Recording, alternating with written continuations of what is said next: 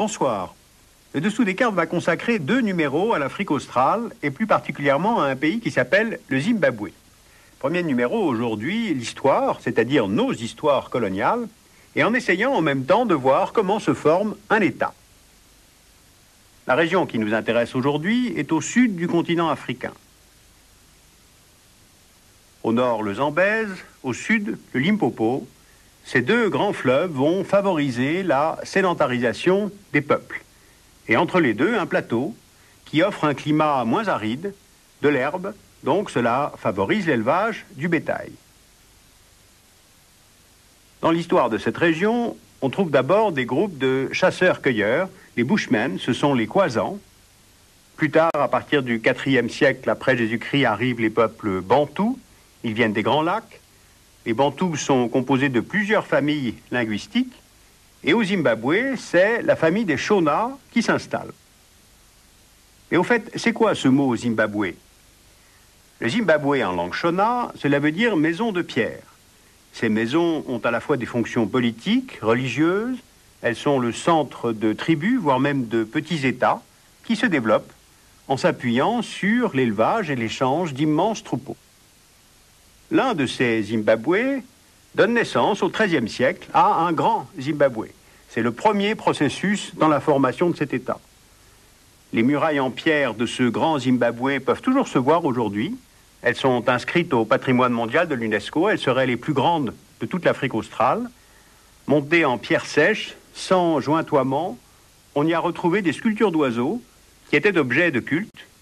Et cet oiseau se retrouve sur le drapeau national d'aujourd'hui. Donc un grand Zimbabwe en superficie et en longévité, car le royaume exploite les mines d'or présentes dans la région. Et cet or sert à faire commerce avec les comptoirs arabes sur l'océan Indien, notamment à Sofala. La deuxième étape dans la formation de ce pays, ce sont les invasions qui se succèdent sur le plateau Shona. D'abord, les navigateurs portugais passent le cap de Bonne-Espérance en 1488. Ils cherchent une route vers les Indes, et d'ailleurs elle sera trouvée 10 ans plus tard par Vasco de Gama. Et les Portugais s'installent début 16e sur la côte est-africaine. Ils parviennent à capter l'or du Zimbabwe et à se substituer aux comptoirs arabes sur la côte mozambicaine. Explorateurs et soldats portugais s'enfoncent à l'intérieur des terres et ils vont organiser une expédition militaire pour soumettre un autre royaume Shona d'origine bantoue, le royaume de Monomotapa. Sous la contrainte militaire, ce royaume laisse en 1607 au roi du Portugal les mines d'or, d'étain, de cuivre, de fer du pays. Donc, début XVIIe siècle, les colons portugais exploitent puis exportent l'or vers Lisbonne. Autre envahisseur maintenant, les Zoulous. La formation de la nation Zoulou au XIXe siècle bouleverse politiquement et éthiquement toute la région. Le chef Zoulou, Mzilikazi, conquiert le sud, puis l'ouest du Zimbabwe en 1840, au détriment des royaumes Shona.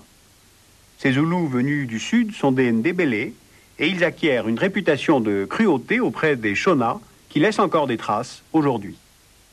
On a là un vaste mouvement militaire appelé le temps des troubles, c'est-à-dire le Mfekane, et les Zoulous seront les maîtres politiques de la région jusqu'à l'invasion des Anglais. Donc portugais, hollandais, anglais, dans le grand mouvement de découverte et de conquête du continent africain au XIXe siècle, il faut se souvenir des rivalités intereuropéennes. La Compagnie hollandaise des Indes orientales crée en 1652 la colonie du Cap pour que les navires puissent faire escale entre la Hollande et Java. Des colons hollandais s'implantent, on les appelle les boers, cela veut dire paysans en néerlandais. Mais en 1814, ce sont les Anglais qui finissent par s'emparer du Cap. Ils en font une colonie de la couronne, contraignant les boers à fuir vers le nord-est. C'est ce qu'on a appelé le Grand Trek. Les boers sont à la recherche de terre. Ils fondent de nouvelles colonies en 1852 et 54. Ce sera la République sud-africaine ou le Transvaal et l'État libre d'Orange. Mais les Britanniques vont chercher à étendre leur zone d'influence après la découverte de mines de diamants à Kimberley et de mines d'or au Witwatersrand. Ils vont chercher à contourner la République des bourgs, et dans cette stratégie de conquête, il y a un homme dont il faut parler. Il se nomme Cecil Rhodes. Rhodes est le fondateur de la compagnie minière la De Beers. Il devient Premier ministre de la colonie anglaise du Cap, et il rêve d'un empire britannique allant du Caire au Cap, irrigué par une ligne de chemin de fer. Alors pour mener ce vaste projet, il lui faut des capitaux, et il les a. Il fonde en 1889 la Compagnie britannique d'Afrique du Sud. Il obtient de Londres le monopole sur l'exploitation du diamant pour 25 ans. Il envoie des explorateurs à la recherche de nouveaux territoires miniers plus au nord, qui s'installent sur les hauts plateaux du Zimbabwe. Voilà évidemment une troisième étape dans la formation de ce pays. La compagnie minière assure le contrôle d'un territoire qui prend le nom de son fondateur, Rhodesia. Elle fonde une capitale, ce sera Salisbury. Au nord du Zambèze, les colons ne trouvent pas de mine d'or. 2 protectorats britanniques sont établis, le Nyasaland et le Barotseland, qui prendra finalement le nom de Rhodésie du Nord. À l'est, la politique de Rhodes entre en conflit avec les intérêts portugais, qui cherchent à relier est-ouest les 2 colonies portugaises d'Angola et de Mozambique. Le traité anglo-portugais de 1890 donne au Portugal le Mozambique, mais réduit aux régions côtières, et donc la compagnie de Rhodes se voit coupée de l'océan Indien. Et au sud, en revanche, le plateau du Zimbabwe peut être lié à la colonie britannique d'Union d'Afrique du Sud par le chemin de fer qui peut ainsi écouler les richesses minières. La compagnie va rester propriétaire pendant ses 25 ans de mandat, au terme desquels les territoires deviennent colonies britanniques du nom de Rhodésie du Sud.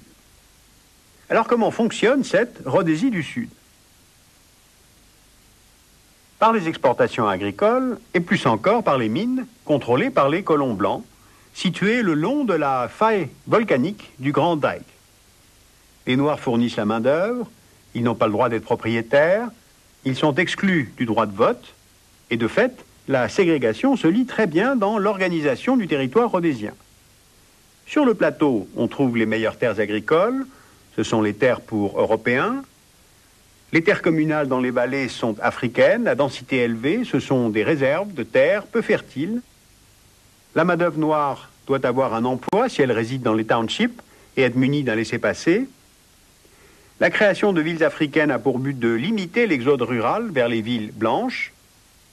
La Rhodésie de Ian Smith a fort bien adopté le modèle de l'apartheid de l'Afrique du Sud voisine.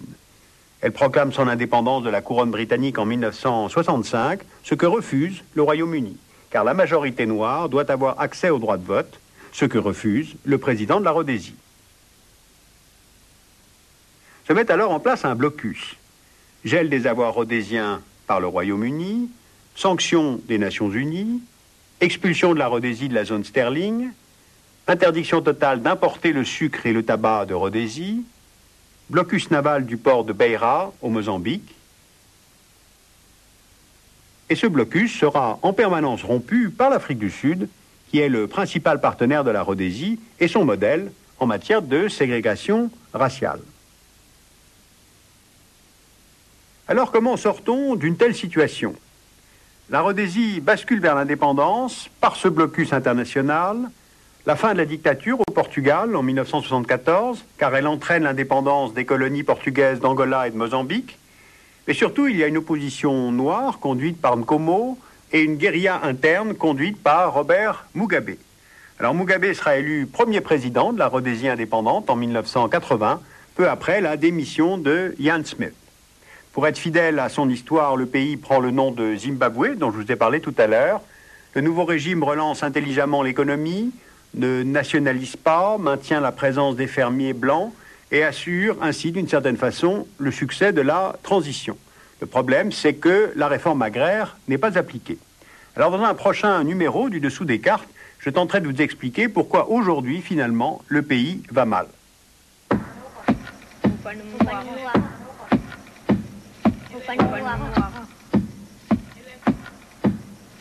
Alors, je vous signale la parution d'un livre d'un journaliste français qui connaît bien l'Afrique. Ce livre s'appelle « Négrologie, pourquoi l'Afrique meurt ». C'est Stephen Smith et c'est édité chez Calman Levy.